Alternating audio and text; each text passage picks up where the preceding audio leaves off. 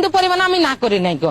যে আমি একটা জিনিস বিশ্বাস করছি, যে লোকটা কোরআন শরীফ জাতীয় নাগরিক কমিটির মুখ্য সংগঠক ও জুলাই শহীদ স্মৃতি ফাউন্ডেশনের সাধারণ সম্পাদক সার্জিস আলমের বিরুদ্ধে শ্লীলতাহানির অভিযোগ তুলে সামাজিক যোগাযোগ মাধ্যমে একটি ভিডিও ভাইরাল হয়েছে। কিন্তু এই ভিডিওটির পিছনে যে গভীর ষড়যন্ত্র আছে তা প্রকাশ্যে এসেছে। ফ্যাক্টচেক প্ল্যাটফর্ম রিউমার স্ক্যানারের অনুসন্ধানে বেরিয়ে এসেছে এটি একটি সম্পাদিত অর্থাৎ এডিটেড মিথ্যা ভিডিও, যা উদ্দেশ্যমূলকভাবে সার্জিস আলমকে হেয় প্রতিপন্ন করার জন্য তৈরি করা হয়েছে।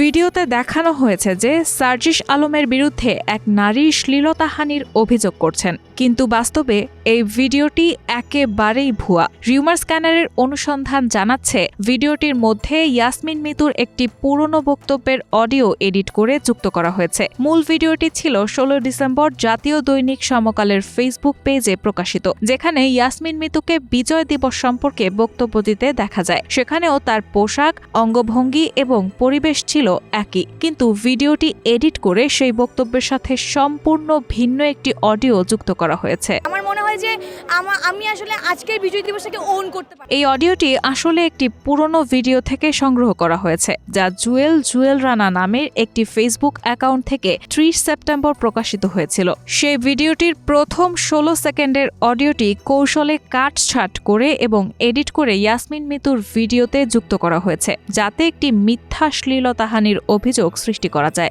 পরিমাণ আমি না করি নাই গো।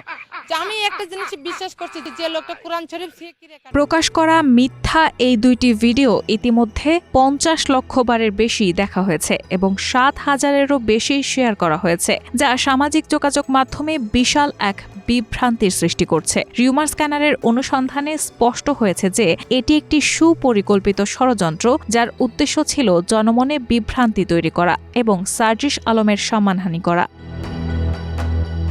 রায়হানা মুন, প্রবাস খবর।